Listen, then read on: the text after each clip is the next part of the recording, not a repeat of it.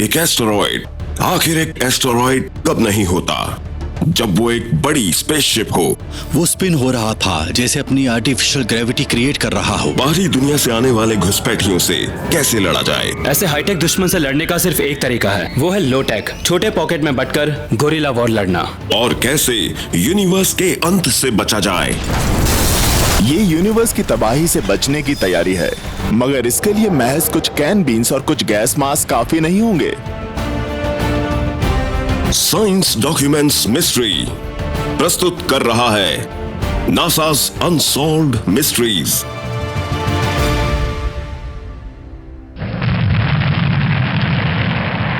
अप्रैल 2016 NASA का नया Horizons probe Kuiper belt पर पहुंचा।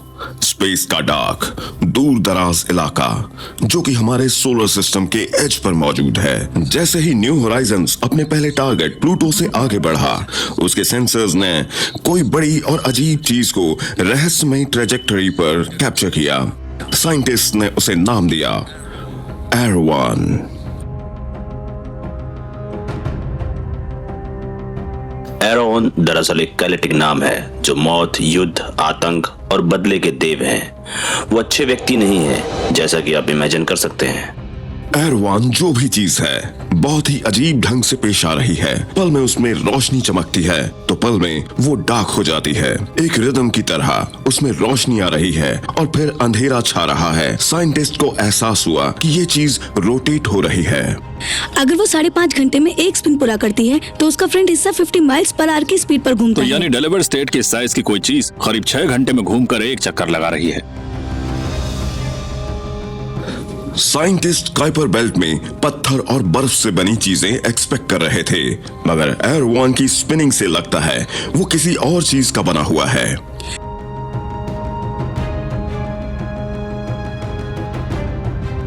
तो क्या वो पत्थर या बर्फ से ज्यादा मजबूत चीज से बना है?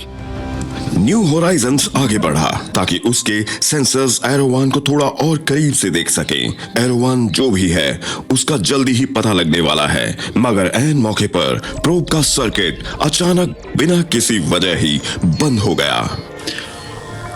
अचानक से हमें ट्रांसमिशन आना बंद हो गया, जिससे अनुमान लगाया गया कि कोई वहां हमारी मौजूदगी पर नजर रखे हुए है। जब आप मिशन ऑपरेटर हो और ऐसा कुछ होते हुए देखते हैं तो दिल बैठ जाता है। मन में कई तरह के सवाल उठते हैं कि स्पेसक्राफ्ट के साथ आखिर क्या हुआ होगा। इससे पूरा मिशन खतरे में पड़ सकता है। इस घटना से ये भी सवाल उठता है कि क्या कोई नासा के सिग्नल को जाम कर रहा है। संपर्क टूटने से पहले साइंटिस्ट ने एरोवान को एक बड़े स्पेसशिप की तरह लगातार एक रफ्तार में घूमते देखा। वो चीज घूम रही थी, काफी तेजी से घूम रही थी, मानो अपनी आर्टिफिशियल ग्रेविटी क्रिएट कर रही हो। स्पिन होने से किसी भी चीज के अंदर मौजूद हॉलो सेंटर में आर्टिफिशियल ग्रेविटी पैदा होती है। जैसे आपने धरती को इन्वर्ट कर दिया हो, जिससे सरफेस अंदर की तरफ है और अंदर का हिस्सा बाहर की तरफ। नासा जानता है कि भविष्य में अगर स्पेस के दूर दराज इलाकों में जाना है तो किसी तरह ग्रेविटी को रेप्लिकेट करना होगा। ये ग्रेविटी ना सिर्फ आपको हेल्दी रखेगी बल्कि हमारे शरीर को ग्रेविटी की आदत है, बल्कि इससे काम करना आसान हो जाएगा अगर आप कमरे में हवा में फ्लोट न कर रहे हो। विश्लेषकों ने इस रहस्यमय चीज एरोवान को नासा के स्पेस में ग्रेविटी को रिक्रिएट करने की कोशिश से जोड़ कर देखा। दोनों में ग्रेविटी को पैदा करने का कॉन्सेप्ट एक समान था। इंजीनियर, साइंटिस्ट आर्टिफिशियल ग्रेविटी के कॉन्सेप्ट को देख रहे थे। बड़ी बड़ी चीजें जो स्पेस में घूम रही हों, जिसके आउटर एजेस पर जंगल, शहर और ऐसी जगहें हों जहां लोग रह सकते हों। 1960 के दशक में नासा ने आर्टिफिशियल ग्रेविटी को बनाने के जमीनी प्रयोग शुरू किए। उन्होंने लैंगली में एक बहुत बड़ी रिसर्च फैसिलिटी तैयार की, जिसके बीचों बीच थी एक स्पेस स्टेशन के साइज की स्पिनिंग रिंग, जिसमें इंसानों को गिनी पिग की तरह इस्तेमाल किया गया। वो टेस्ट सब्जेक्ट को साइड में खड़ा करते थे और व्हील को स्पिन करते थे, जो 40 फुट डायमीटर का था। अंदर खड़ा इंसान व्हील के 9 रेवोल्यूशन पर मिनट की स्पीड पर खुद को संभालता था। इस दौरान अर्थ की आधी ग्रेविटी पैदा हो रही थी। वो एक बहुत ही अजीब सा एक्सपीरियंस था। मतलब आप एक ऐसी राइड पर हैं जो खत्म ही नहीं हो रही है। मैं ऐसी चीज पर कभी ना जाऊं। ना नासा और ना ही कोई और स्पेस एजेंसी एरोवान के स्तर का स्पिनिंग स्पेसक्राफ्ट बनाने के करीब भी है। इतना ही नहीं, वो जो भी जीव एरोवान के अंदर थे मुमकिन है कि हमारी तरह बिल्कुल नहीं होंगे। ब्रेंडाइज यूनिवर्सिटी की न्यूरोसाइकोलॉजिस्ट डॉक्टर जेना कैप्लान इंसानों पर आर्टिफिशियल ग्रेविटी के असर को स्टडी कर रही है। तो फिलहाल तो रूम हिल नहीं रहा है, हम स्पिनिंग शुरू करने जा रहे हैं। अल्बर्टो, तुम स्टार्ट कर सकते हो। ओके जाना, हम अब स्टार्ट कर रहे हैं, तैयार रहो। तो अब रूम घूमने लगेगा 10 RPM तक, यानी हर 6 सेकंड में एक रेवोल्यूशन पूरा होगा। कैप्लन के काम से अंदाजा मिला है कि आर्टिफिशियल ग्रेविटी में काम करना कितना मुश्किल है। काम तो दूर की बात है, चलना तक मुश्किल है। आप कदम रखते हैं तो आपके पैर पर कोरियोलिस फोर्स आता है, पूरा फोर्स। कोरियोलिस फोर्स एक अजीब इफेक्ट है जो सिर्फ तब आता है जब आसपास का एनवायरनमेंट रोटेट हो रहा हो। इससे सीधे काम भी टेढ़े हो जाते हैं। और ये इकलौती प्रॉब्लम नहीं है जो इंसान एक घूमते स्पेसक्राफ्ट में महसूस करेंगे। हमें मोशन सिकनेस हो सकती है, कंफ्यूजन हो सकता है। अंदर मौजूद इंसान कई मायनों में डिसफंक्शनल हो जाता है। मेरे ख्याल से हम शायद 10 मिनट और रह सकते हैं। मुझे बहुत ज्यादा पसीना आ रहा है और मुझे लगता है ये सिम्टम्स बढ़ने वाले हैं और पसीना अब मेरे पूरे शरीर पर आ गया एक है। इंसान का शरीर कितनी स्पिनिंग झेल सकता है, इसकी भी एक लिमिट है। अगर आप बहुत तेज स्पिन करने लगे तो आप उल्टियां करने लगेंगे। स्पेस में ये खतरनाक साबित हो सकता है। स्पेस में इससे आप जिस हवा से सांस ले रहे हैं उसे कंटेमिनेट कर देंगे और इससे इलेक्ट्रॉनिक्स में शॉर्ट सर्किट भी हो सकता है और ये बहुत खतरनाक हो सकता है। कैप्लन एक एक्सपेरिमेंट के जरिए ये जानने की कोशिश कर रही हैं कि कैसे कोरियोलिस फोर्स के चलते एक आसान सा काम भी बेहद मुश्किल बन सकता है। टेस्ट सब्जेक्ट को उनके सामने मौजूद पेपर पर बने पॉइंट को बार बार एम करने के लिए कहा गया। ये एक आसान सा टास्क है, मगर एक गलती स्पेस में जानलेवा साबित हो सकती है। अगर मुझे कोई बटन दबाना है तो मुझे वही बटन दबाना होगा, मैं उसे मिस नहीं कर सकती। रूम 6 रेवोल्यूशंस पर मिनट की स्पीड पर स्पिन हो रहा है। इस हालात में टेस्ट को दोहराया जाएगा। And start.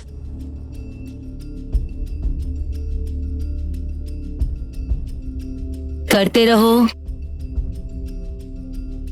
अल्बर्टो, स्पिनिंग रोक दोगे प्लीज?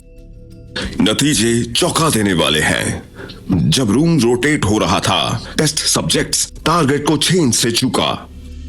अगर ये स्पेसक्राफ्ट का कंट्रोल पैनल होता तो सब्जेक्ट गलत बटन दबा चुका होता। और शुरुआत में बहुत ही बड़ा एरर था। अगर आपको ये बटन दबाना है और ये दबाया तो मौत तय है। आर्टिफिशियल ग्रेविटी के मामले में इंसानों को अभी बहुत काम करना बाकी है। एरोवान की 80 किलोमीटर प्रति घंटे की सरफेस स्पिन ग्रेविटी क्रिएट करने के लिए काफी है, हालांकि ये इंसानों के लिए काफी नहीं है। अगर एरोवान वाकई कोई स्पेसक्राफ्ट है तो उसमें मौजूद जीव हमारी तरह बिल्कुल नहीं होंगे। तो सवाल ये उठता है कि वो वहाँ क्या कर रहे हैं। अगर अरोन एक स्पेसक्राफ्ट है तो वो इतनी स्लो स्पिन क्यों कर रहा है? क्या ये मुमकिन है कि जो जीव उसके अंदर मौजूद है वो इंसानों जैसा नहीं है? क्या ये मुमकिन है कि अंदर जो चीज मौजूद है उसे आर्टिफिशियल ग्रेविटी उस स्तर पर नहीं चाहिए जैसे हमें चाहिए? इतनी कम ग्रेविटी में ऑपरेट करने वाले एलियंस हमसे यकीनन बहुत अलग दिखते होंगे। उनके शरीर की बनावट अलग होगी। वो एक ब्लॉब और कुछ टेंटिकल्स की तरह होंगे। और उनके सिर्फ टेंटिकल्स होंगे, बिल्कुल एक सी अर्चिन की तरह। एर्विनाइट्स का हम पर जासूसी करने के लिए काइपर बेल्ट को चुनने के पीछे भी एक अच्छी वजह है। काइपर बेल्ट में करोड़ों अरबों चीजें हैं और वो इतनी दूर है कि हमें कुछ दिखाई नहीं देता। अगर आप एक एलियन हैं तो अर्थ जैसे ग्रह पर इंसान जैसे फंकी जीवों पर नजर रखने के लिए डेफिनेटली वहीं अपना ऑब्जर्वेशन पोस्ट लगाते। अगर आप एक ऐसे जीव हैं जो जीरो ग्रेविटी में जीते हैं तो आपको घूमते समय बड़ा ध्यान रखना होगा, क्योंकि धरती जैसे ग्रह आपके लिए खतरनाक हो सकते हैं, एक ब्लैक होल की तरह। अगर वो धरती पर चलने की कोशिश करें तो वो पूरी तरह से चिपक जाएंगे। ये जगह उनके लिए सही नहीं होगी। जैसे ही न्यू होराइजन्स प्रोब एरोवान से दूर गया, अपने आप सिग्नल्स लौट आए। न्यू होराइजन्स के कंप्यूटर के साथ जो भी हुआ उसकी वजह से नासा इस अजीब घूमती चीज का सच नहीं जान पाया। एरोवान आज भी एक बड़ा रहस्य बना हुआ है। इस समय हमारे पास काइपर बेल्ट के लिए कोई भी नया मिशन नहीं है और मुमकिन है कि हम लंबे समय तक रॉन की सच्चाई नहीं जान पाए।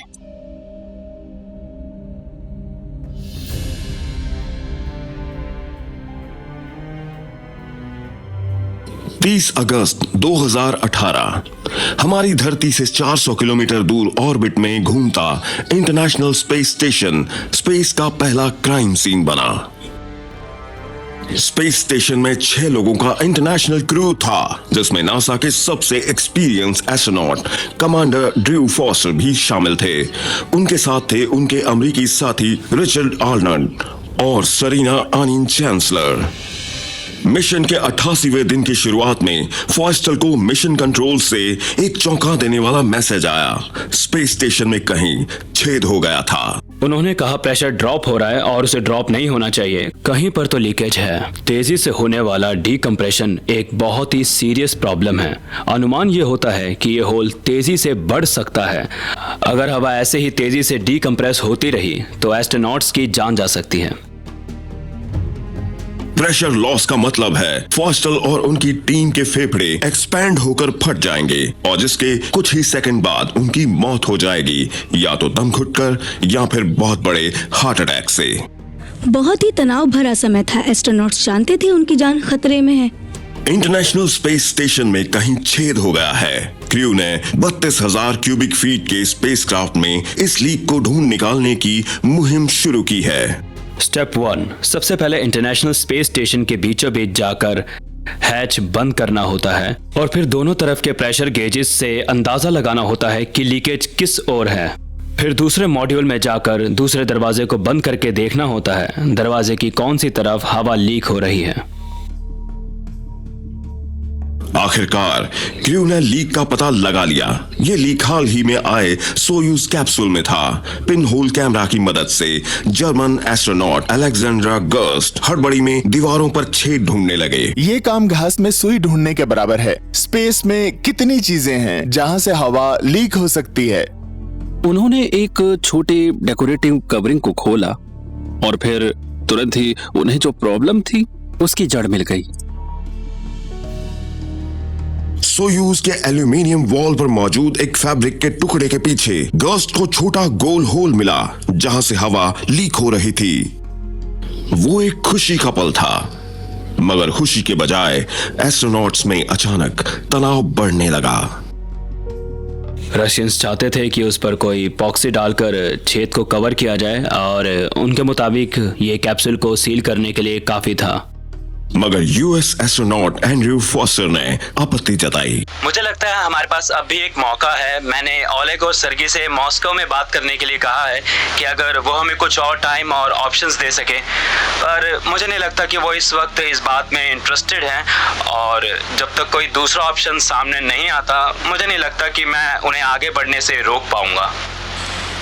साफ है कि दो स्पेस एजेंसीज नासा और रॉसकॉस्मोस स्पेस में हुए प्रॉब्लम को सॉल्व करने के तरीके से सहमत नहीं हैं। नासा चाहता था कि पूरी एड़ी चोटी का जोर लगाकर प्रॉब्लम के हर पहलू को समझा जाए। रॉसकॉस्मोस चाहता था कि पहले प्रॉब्लम सॉल्व करते हैं, बाद में डिस्कस करेंगे।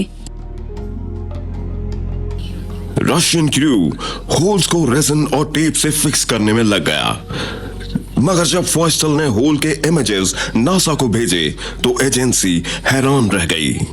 होल इतना स्मूथ था कि वो एक्सीडेंट से नहीं बन सकता था, यानी किसी इंसान ने बनाया था, जो कि बहुत हैरान कर देने वाला था। वो छेद ऐसा था मानो कोई ड्रिल करने की कोशिश कर रहा था। 2-3 बार निशाना गलत लगा और फिर फाइनली छेद हो गया।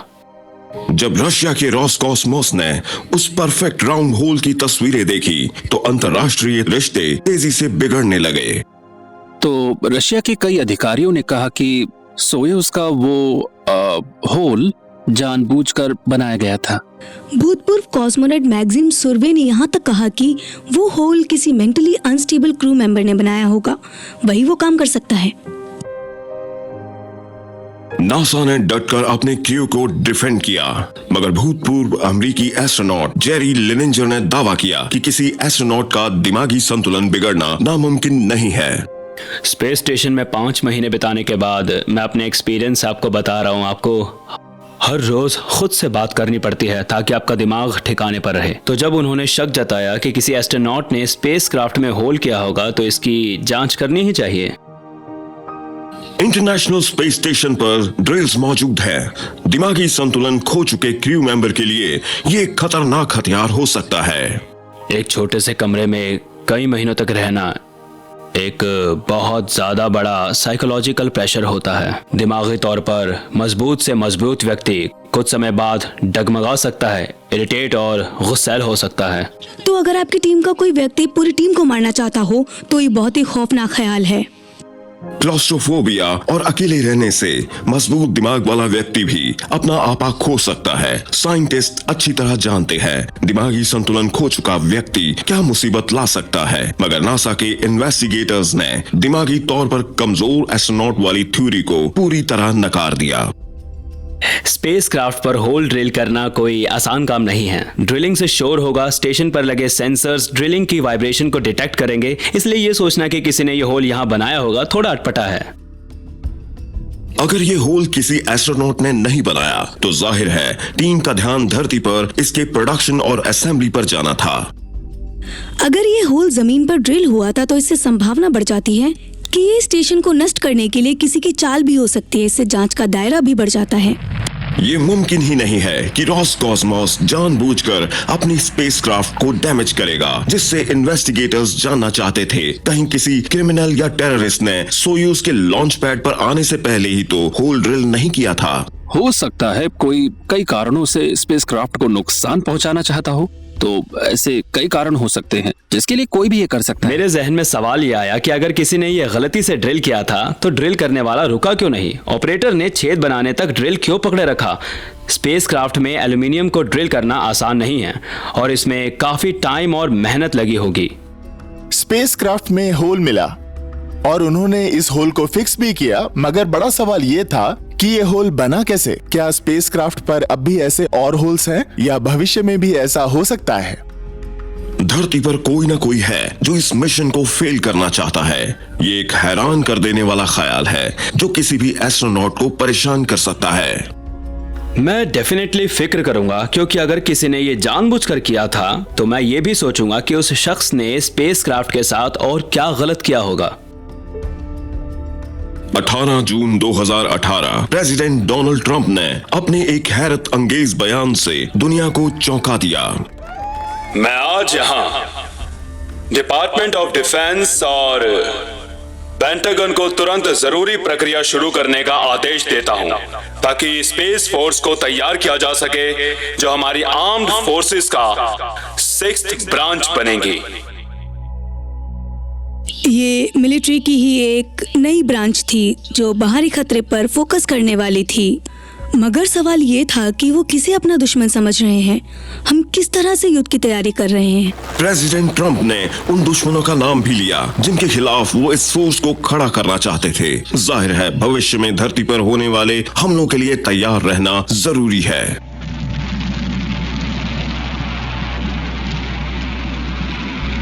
2007 में चाइना ने एक मिसाइल लॉन्च किया। धरती से करीब 800 किलोमीटर दूर स्पेस में अपना ही एक सैटेलाइट तबाह कर दिया और जिससे जबरदस्त ताकत का प्रदर्शन किया। यह मिसाइल लॉन्च भविष्य की तैयारी थी। वो दिखाना चाहते थे कि अगर हम अपना सैटेलाइट आसमान में तबाह कर सकते हैं तो हम ऐसा किसी अमेरिकन सैटेलाइट के साथ भी कर सकते हैं। नई यूएस स्पेस फोर्स अमेरिका की हाल की स्पेस वॉर की क्षमता को काफी बढ़ाती है। ऐसी एंटिटी पहले भी काफ़ी समय से थी जो नासा की एक्टिविटी के अलावा भी स्पेस में मौजूद थी, जो था air force space command. Air force space commands में दुनिया भर में 30,000 लोग काम करते हैं जो satellites, aircraft, radar, anti missile systems और ऑर्बिटल लॉन्चेस को कंट्रोल करते हैं। मगर ये नई स्पेस फोर्स इससे बढ़कर होगी। इसमें नए व्हीकल्स होंगे, नई तरह के हथियारों के साथ एक नई तरह की जंग के लिए जो शायद एक नई तरह के दुश्मन के साथ होगी। स्पेस फोर्स तैयार हो रही है, लेकिन उसका मकसद है धरती पर दूसरे देशों से स्पेस के जरिए होने वाले हमलों से हमें बचाना। पर क्या ये पॉसिबल है? कि इसका मकसद बाहरी दुनिया के हमलों के लिए भी हो? क्या प्रेसिडेंट के पास कोई ऐसी जानकारी थी जिसकी वजह से वो इस तरह से डिफेंस की तैयारी में जुट गए ताकि देर ना हो जाए?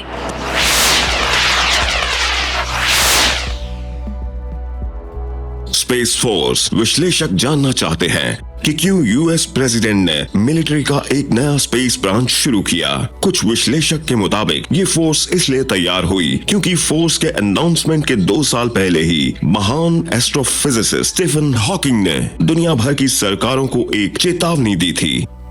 उन्होंने ये चिंता जताई कि स्पेस में घूमते एलियंस शिकारी किस्म के हो सकते हैं या फिर दुनिया के रिसोर्सेज के लुटेरे हो सकते हैं। उन्होंने चेतावनी दी कि एलियन लाइफ की तलाश में जो मैसेज और सिग्नल्स हम पिछले 50 साल से कॉस्मोस यानी ब्रह्मांड में भेज रहे हैं, उनका हम पर पलटवार हो सकता है। स्टीफन हॉकिंग इस बात को लेकर बेहद चिंतित थे। उनके मुताबिक हमें अंधकार में कोई सिग्नल्स नहीं भेजने चाहिए, क्योंकि हो सकता है कि ब्रह्मांड में कोई और स्पीशीज हो जो हमें प्रकाश की तरह देखे और पलक झपकते ही हमारा सफाया कर दे। अगर प्रेसिडेंट ट्रम्प को हमारी धरती के बाहर से आने वाले खतरे का डर है, तो वो इस डर को साझा करने वाले पहले प्रेसिडेंट नहीं है। एक बार रोनाल्ड रेगन जब प्लेन पर थे, उन्हें लगा जैसे उन्होंने किसी तरह का कोई स्पेसक्राफ्ट देखा हो। जिमी कार्टर इस विषय पर सबसे ज्यादा खुलकर बोलते थे। वो एरिया 51 में जाकर वहां क्या है ये देखना चाहते थे और उन्हें भी ये लगा कि उन्होंने एक यूएफओ को देखा था। कहते हैं 1974 में CIA के हेड जॉर्ज H.W. बुश ने प्रेसिडेंट जेरी फोर्ड से ये कहा कि एलियन से जुड़ी जानकारी सिर्फ उन लोगों को दी जा सकती है जिन्हें जानने की जरूरत है। और यही सबसे डरावनी बात है। जॉर्ज बुश ने यूएफओ से जुड़े सवालों को नकारा नहीं, बल्कि उन्होंने सिर्फ इतना कहा कि आपको जानने की जरूरत नहीं है, मैं बताऊंगा नहीं, ये आपके टॉप सीक्रेट क्लियरेंस से बाहर की बात है। तो प्रेसिडेंट ट्रम्प का क्या? 20 जुलाई 1952 को एयरफोर्स के रेडार ने आसमान में कुछ अजीब रोशनियों को पिकअप किया। इसे देखने वाले डर गए। उनके बयान के मुताबिक एक अजीब उड़ता हुआ एयरक्राफ्ट राजधानी के ऊपर उड़ रहा था। एक हिस्सा आगे चलकर वॉशिंगटन पर घुसपैठ कहलाया। इस स्पेसक्राफ्ट को इंटरसेप्ट करने के लिए तुरंत जेट रवाना हुए, मगर जेट आसानी से पीछे छूट गए। उसी दौरान न्यूयॉर्क शहर में ट्रम्प के घर से 1.5 किलोमीटर दूर एक तेज गोल रोशनी सड़क के ऊपर उड़ रही थी। यूएफओज डोनाल्ड ट्रंप के आसपास में थे। क्या ये वजह हो सकती है जिसके चलते प्रेसिडेंट ने स्पेस फोर्स का निर्माण किया? अंतरिक्ष से होने वाले हमले के खिलाफ स्पेस फोर्स हमारी फर्स्ट लाइन ऑफ डिफेंस होगी। लेकिन अगर हम पर किसी दूसरे स्टार सिस्टम से हमला होता है तो हमारे पास स्पेस में ऐसा कुछ तो होगा जिसकी बदौलत हम वो लड़ाई स्पेस में ही लड़ें, न कि धरती पर। अमेरिका एक स्पेस फोर्स को तैयार करने में बहुत ही सक्षम है। लेजर हथियार वाले सैटेलाइट्स डिफेंस में मदद कर सकते हैं। वहीं ऑर्बिट पर जाने की क्षमता रखने वाला X-37B एयरक्राफ्ट स्पेस में भी लड़ने के लिए तैयार हो सकता है, मगर कोई गारंटी नहीं है कि बाहर से हमला करने वाले एलियन जंग के नियमों का पालन करेंगे। किसी प्लेनेट पर कब्जा करने के कई तरीके हो सकते हैं। आप उसके एटमॉस्फेयर में छोटी छोटी मीटेराइट्स के जरिए महामारी फैलाने वाले कीटाणु भेज सकते हैं। आप उस प्लेनेट की तरफ एक विशाल एस्टेरॉयड भेज सकते हैं। लेकिन अगर आप उस प्लेनेट का इस्तेमाल करना चाहते हैं जिसके लिए आपको सिर्फ वहां के लोगों को खत्म करना है, तब आपको जमीन पर अपनी फोर्स, अपने सैनिक भेजने होंगे। अगर ट्रम्प की स्पेस फोर्स धरती को एलियन से बचाने में असफल हुई, तो क्या हमारे पास कोई बैकअप प्लान है जिससे हम अपनी धरती पर उनसे मुकाबला कर सकें? अगर पेंटागन ने इसकी प्लानिंग की है तो वो जानकारी भी खुफिया है।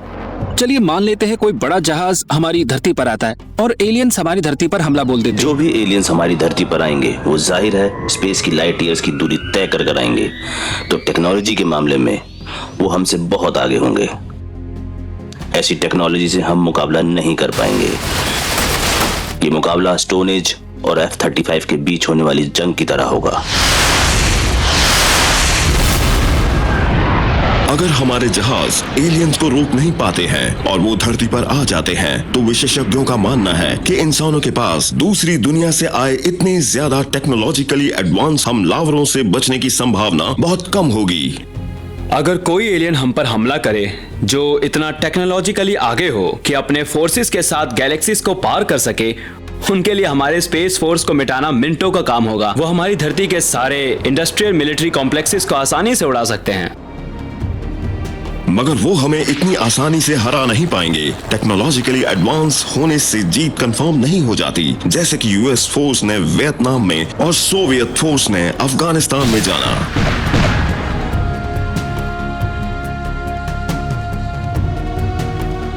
ऐसे हाईटेक दुश्मन से लड़ने का सिर्फ एक ही तरीका है, वो है लो टेक। हो सकता है कि हम छोटे पॉकेट्स में बंटकर गोरिल्ला वॉर लड़ पाएं। छोटे छोटे गुट में बंटकर लड़ पाने की इंसानी क्षमता हमारी धरती पर कब्जे का आखिरी लाइन ऑफ डिफेंस बनेगी। अगर ऐसा कोई हमला होता है तो उम्मीद है कि हम में से कुछ लोग जमीन के नीचे बंकर्स में जाकर बच जाएंगे और उसके बाद हमें छोटे छोटे ग्रुप्स बनाकर उसी तरह लड़ना होगा जैसे आतंकवादी लड़ते हैं।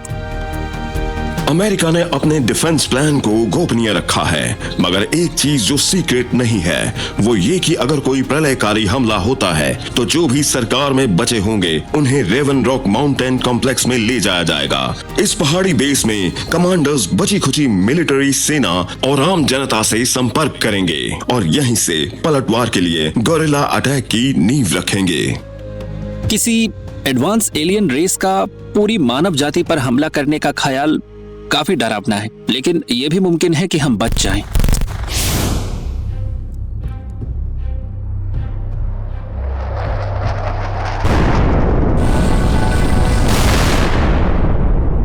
जितना ज्यादा हम स्पेस में जाते रहेंगे उतना ज्यादा हम दूसरों का ध्यान अपनी ओर आकर्षित करेंगे, मगर कुछ विशेषज्ञों का मानना है कि हमें अपना यह सफर जारी रखना ही पड़ेगा। हमें बाहर जाकर देखना है कि बाहर क्या है, इससे पहले कि कोई हमें ढूंढ ले।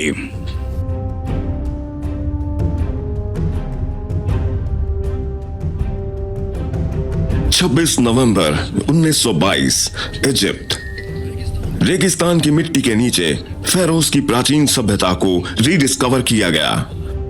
वहां के स्मारक इतने भव्य थे कि सब सोच में पड़ गए कि क्या इन्हें वाकई इंसानों ने बनाया है या तारों से आए भगवान ने।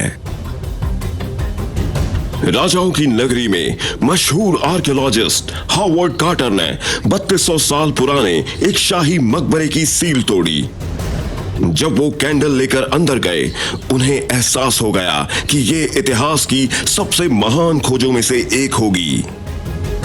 किसी ने उनसे पूछा, आपको अंदर क्या दिख रहा है? और जैसे जैसे वो रोशनी का एक छोटा चिराग लेकर अंदर जा रहे थे तो इस रोशनी से चीजें चमक रही थी और उन्होंने जवाब दिया, कमाल की चीज है। और फिर उन्हें अंदर 3000 से भी ज्यादा कलाकृतियां मिली। उनमें से कई सोने की बनी थी। लाजवाब कलाकृतियां थीं। जाहिर है कि वो देखकर हैरान रह गए होंगे। ऐसे खजाने के बारे में कोई सोच भी नहीं सकता था।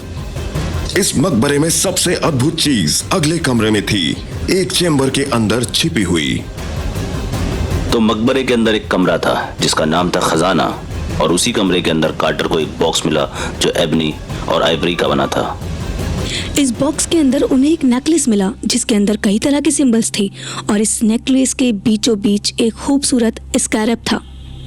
ये स्कैरब दूसरी कलाकृतियों की तरह सोने से नहीं बना था। वो एक बड़े ही असामान्य पीले रंग के मणि पत्थर का बना था, ऐसा पत्थर जिसे लोग इतनी आसानी से नहीं जानते। क्या वो इंसानों द्वारा बनाया गया था?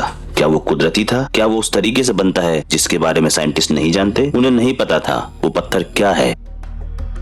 3200 साल पुराने राजा टट के मकबरे में इजिप्टोलॉजिस्ट को एक गहना मिला जिसके बीच में एक बेहद दुर्लभ मणि पत्थर था। प्राचीन मिस्र वालों के लिए एक मणि पत्थर का स्कैरब के आकार में होना बहुत बड़ी बात थी। उनके लिए रेगिस्तान के स्कैरब्स बहुत ही पवित्र जीव थे और वो मानते थे कि स्कैरब के अंदर स्पेस की कार्य प्रणाली से जुड़ा कोई गहरा कनेक्शन है। इजिप्शियन पौराणिक कथाओं के मुताबिक स्कैरब रा से जुड़ा है जो उनके सूर्य देव हैं।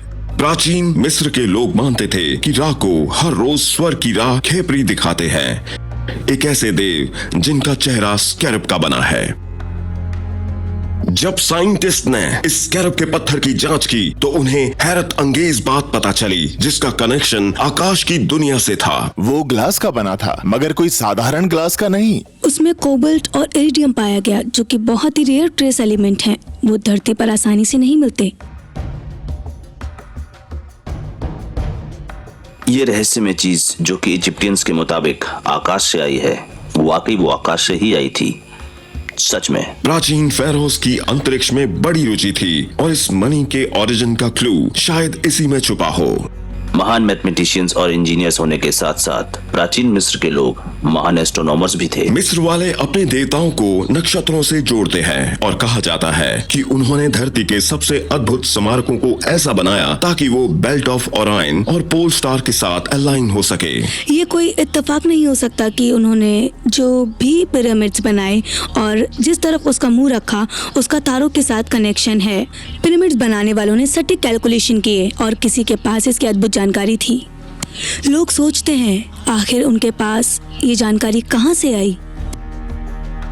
इजिप्शियंस पत्थरों के सर्कल्स बनाकर स्टार्स को चार्ट करते थे और सबसे अद्भुत एक प्राचीन मंदिर की सीलिंग पर रहस्यमयी डेंडीरा ज़ोडिएक बना है, एक एस्ट्रोलॉजिकल डिस्क जिसका इस्तेमाल पुजारी करते थे। मगर इस डिस्क में अद्भुत और अविश्वसनीय रूप से सटीक एस्ट्रोनॉमिकल जानकारी थी।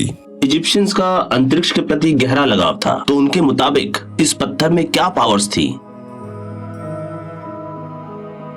और उन्हें क्यों लगता था कि उसमें वो पावर्स हैं? सैकड़ों वर्षों तक इस मणि पत्थर का ओरिजिन एक रहस्य बना रहा है और फिर एक्सप्लोरर्स के हाथ कुछ लगा। नेकलेस से मिलते जुलते ग्लास के टुकड़े लीबिया के रेगिस्तान की गहराई में हर तरफ बिखरे पड़े मिले, राजा तट की मकबरे से हजारों किलोमीटर दूर। ये टुकड़े न्यूयॉर्क जितने बड़े शहर के इलाके में फैले मिले, यानी वो काफी दूर दूर तक फैले हुए थे। इस ग्लास का वही बेसिक कॉम्पोजिशन था जो आसपास की रेत और सैंडस्टोन का था। तो अब हमें यह सोचना था कि इस रेत और सैंडस्टोन को कैसे फ्यूज किया जाए और उसके लिए क्या चाहिए होगा। चाहिए होगी हीट। मगर यह मुमकिन नहीं था। लीबिया का रेगिस्तान धरती के सबसे गर्म रेगिस्तान में से एक है, जहां दिन के समय तापमान 57.7 डिग्री सेल्सियस तक जाता है। मगर इस पत्थर को बनाने के लिए 1600 डिग्री सेल्सियस का तापमान चाहिए होगा। ऐसी हीट जो कुछ साइंटिस्ट के मुताबिक सिर्फ अंतरिक्ष से आ सकती है। एक थियरी है कि ये ग्लास मीटियोर के टकराने से बना था। जब मीटियोर धरती से टकराया तो उसने रेत को सुपर हीट करके उसे ग्लास बना दिया। ये दुर्लभ ग्लास वाकई अंतरिक्ष से आई चीजों से बना है। मगर तब भी एक सवाल जरूर है, रेगिस्तान के इस हिस्से में कहीं कोई मीटियोर के टकराने से क्रिएटर यानी गड्ढा नहीं बना है। जिस इलाके में ये पत्थर बना वहाँ मीटियोर के टकराने से कोई गड्ढा नहीं बना है, वहाँ सिर्फ ग्लास की मौजूदगी के एविडेंस हैं। तो आखिर सवाल ये है कि ये ग्लास यहाँ रेगिस्तान के इस हिस्से में बना कैसे? साइंटिस्ट फेरो के मकबरे से मिले गहने के बीच में मौजूद रहस्यमय मणि पत्थर के ओरिजिन की जांच कर रहे थे। तब 2013 में उन्हें एक क्लू मिला जब एक धमाके से रशिया के चेलेबिंस्क का आसमान चमक उठा। वो एक मीटियोर से हुआ धमाका था, लेकिन वो धरती से नहीं टकराया। धरती की ओर आने वाले और धरती के एटमॉस्फेयर में आने वाले सारे मीटियोर्स धरती से नहीं टकराते हैं। इनमें से कई हवा में ही एक्सप्लोड हो जाते हैं। जैसे ही मीटियोर धरती के एटमॉस्फेयर में आता है, आगे की तरफ प्रेशर बहुत ज्यादा हाई हो जाता है, वहीं पीछे बहुत लो होता है और इस प्रेशर डिफरेंस की वजह से मीटियोर पर जबरदस्त फोर्स पैदा होता है, जिससे वो एक्सप्लोड हो जाता है और हम उसे एयर बर्स्ट बुलाते हैं। चेलेबिंस्क का मीटियोर 66 फुट का था। नासा का मानना है कि उससे बड़ी स्पेस की चीज जैसे कि एक कॉमेट एटमॉस्फेयर में एक्सप्लोड हो सकता है और कई गुना पावर के साथ। और हो सकता है वो इतनी हीट पैदा करे कि रेगिस्तान की रेत फ्यूज होकर सख्त ग्लास में बदल जाए। इजिप्ट के आसमान में कॉमेट के एक्सप्लोड होने का कोई सुराग नहीं है, कम से कम 2013 तक तो नहीं। ये सुराग एक छोटे काले पत्थर से मिला। पत्थर को एनालाइज करते समय और उसका केमिकल कंपोजिशन चेक करते समय उस कंकड़ के ओरिजिन का पता लगाया गया। वो आया था कॉमेट से। नासा के साइंटिस्ट का मानना है कि राजा तट के नेकलेस के बीचों बीच मौजूद मणि पत्थर इतिहास की सबसे डरावनी घटनाओं में से एक है। एक कॉमेट कई 100 फुट लंबा सहारा के ऊपर एटमॉस्फेयर में फटा। इस घटना का जिक्र प्राचीन मिस्र के एक स्क्रॉल में भी है। आर्कियोलॉजिस्ट को मिले पापराइज के एक स्क्रॉल में आसमान में एक आग के सर्कल बनने का जिक्र है और ये अंतरिक्ष से आए कॉमेट के एक जबरदस्त एक्सप्लोजन की तरह सुनाई देता है।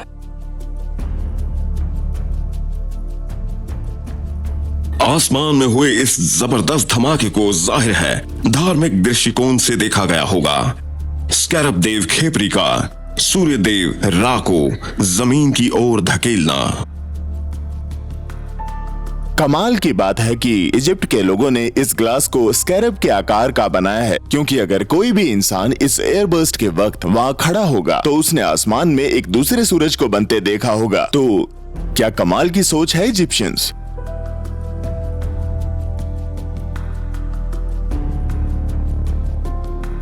इंसानों ने अपने दिमाग से जिंदगी को इस कदर आगे बढ़ाया है कि हमारे पूर्वज इस जिंदगी के बारे में सोच भी नहीं सकते थे। वैसे ही भविष्य में हम क्या कर सकते हैं इसे इमेजिन करना मुश्किल है, मगर क्या हम यूनिवर्स की तबाही से खुद को बचा सकते हैं?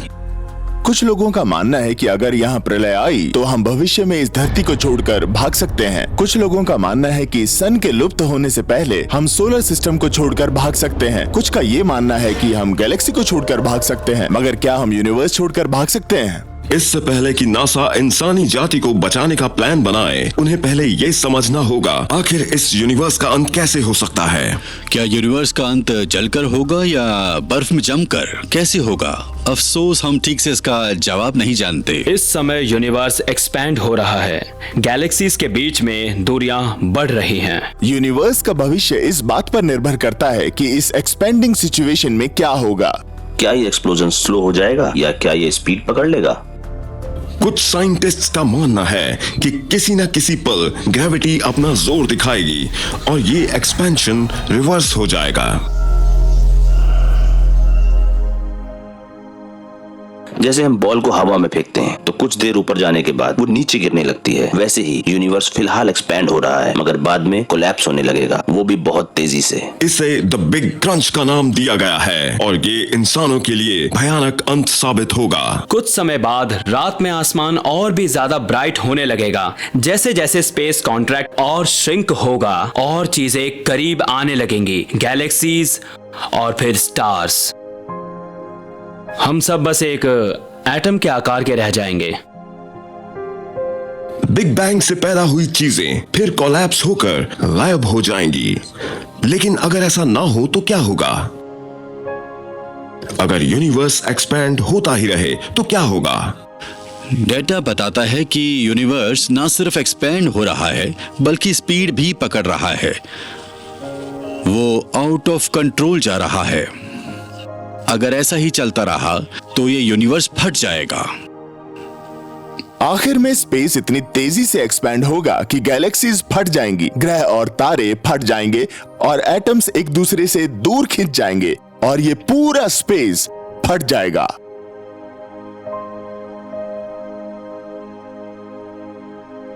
इंसान बड़ी लाचारी के साथ धरती से आसमान में अपने तारों को गायब होता देखेंगे और अपने तारों की तरह धरती भी और उस पर मौजूद सारी जिंदगियां अंधेरे में लुप्त हो जाएंगी। मगर इंसान इतनी आसानी से हार नहीं मानेगा और साइंटिस्ट्स अभी से ऐसे प्रलय से बचने के रास्ते ढूंढ रहे हैं। क्या हम हर चीज के विनाश को चकमा दे सकते हैं? एक ना एक दिन इस यूनिवर्स का अंत जरूर होगा। कमाल की बात यह है कि साइंटिस्ट ने अभी से इस प्रलय से बचने के तरीके ढूंढ निकाले हैं। अप्रैल 2010 mathematics physicist Roger Penrose cosmic microwave background radiations को स्टडी कर रहे थे, यानी यूनिवर्स की सबसे पुरानी लाइट को। कॉस्मिक माइक्रोवेव बैकग्राउंड रेडिएशन वो लाइट है जो यूनिवर्स के शुरुआती दिनों की बची हुई है और वो तब से अब तक स्पेस में ट्रेवल कर रही है। ये रेडिएशन अतीत में झांकने की एक विंडो की तरह है, जिसे पेनरोज जानना चाहते थे कि गैलेक्सी का निर्माण किस प्रकार हुआ। हमें एक तस्वीर दिखती है कि 3,80,000 साल की उम्र में यूनिवर्स कैसा दिखता था, जो कि हाल के 13-14 अरब साल की उम्र से बिल्कुल अलग है। अपनी जांच के दौरान पेनरोज को जो नजर आया वो हैरत अंगेज था। रॉजर पेनरोज को लगा कि उन्होंने माइक्रोवेव बैकग्राउंड में कुछ स्वर्ल्स देखे जो हमारे बिग बैंग से पहले मौजूद यूनिवर्स की परछाई के हो सकते हैं। अगर ये आइडिया सही है तो इससे अनुमान लगाया जा सकता है कि हमारा यूनिवर्स साइकिल नेचर का है।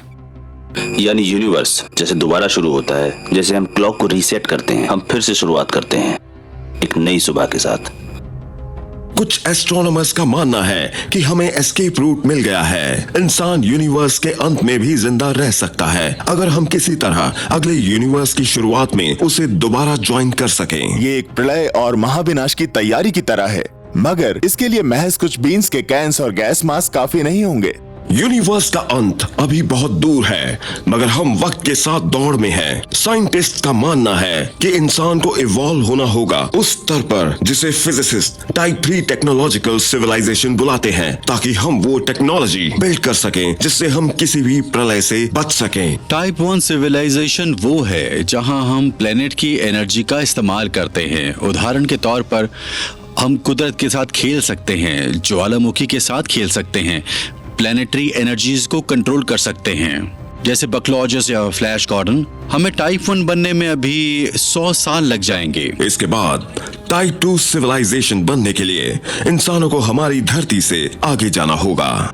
स्टार ट्रैक एक टिपिकल टाइप 2 सिविलाइजेशन है जहां हम पूरे स्टार सिस्टम की एनर्जी को यूज कर पाएंगे। मगर यूनिवर्स के अंत से बचने के लिए हमें और भी आगे जाना होगा। अगर हम हर साल एक्सपोनेंशियली 3% की स्पीड से ग्रो होते रहे तो हम 10 लाख सालों में टाइप 3 पर पहुंच जाएंगे, जैसे स्टार वॉर्स। हम गैलेक्सी की पावर को यूज कर पाएंगे। 10 लाख सालों में इंसान बहुत अलग नजर आएंगे, मगर इतनी जबरदस्त ताकत के साथ शायद वो यूनिवर्स के अंत से बच पाएंगे। वो ऐसी टेक्नोलॉजी को यूज करेंगे जो आज से बेहद आगे होगी। हमारे वंशजों को एक कॉस्मिक ओवन बनाना होगा जिससे एक बेबी यूनिवर्स पैदा होगा, एक inter dimensional life board. Physicist का मानना है कि वो एक सिंगल पार्टिकल को बड़े से ओवन में सुपरहीट करके एक बेबी यूनिवर्स बना सकते हैं, एक बड़े हेड्रॉन कोलाइडर की तरह। 10 से 19 अरब इलेक्ट्रॉन वोल्ट्स पर सुपर हीट करने पर बबल्स फॉर्म होने लगते हैं। इनमें से हर एक बेबी बबल बेबी यूनिवर्स को रिप्रेजेंट करता है। बेबी यूनिवर्स को हमारे अपने यूनिवर्स में बनाने की बजाय साइंटिस्ट स्पेस टाइम को बेंड कर स्पेस में एक अलग इलाका वार्म होल के जरिए क्रिएट करेंगे जहां हम ट्रेवल कर सकेंगे। ये नोआज आर्क की तरह होगा, मगर यहाँ बाढ़ से बचने के बजाय आप यूनिवर्स के अंत से बचने की कोशिश करेंगे। हम इतने एडवांस होंगे कि स्पेस और टाइम के पावर को यूज कर पाएंगे, जिससे कि हम अपना एक यूनिवर्स बना सकेंगे। एक आर्टिफिशियल यूनिवर्स जिसे इतिहास के सबसे महान इंसान डिजाइन और बिल्ड करेंगे। वो जगह कुदरती यूनिवर्स के दोबारा बनने तक रहने के लिए एक परफेक्ट जगह होगी। अगर हम एस्केप कर पाएं तो हम वहां बैठकर इस पूरे दृश्य को देख पाएंगे। वो बहुत ही पावरफुल और ब्यूटीफुल होगा। हम फ्रंट रो में बैठकर यूनिवर्स का अंत और नए यूनिवर्स का निर्माण देखेंगे। मतलब एक टिकट में आपको 2 शो देखने को मिलेंगे। वहाँ रेस्टोरेंट खोला जा सकता है।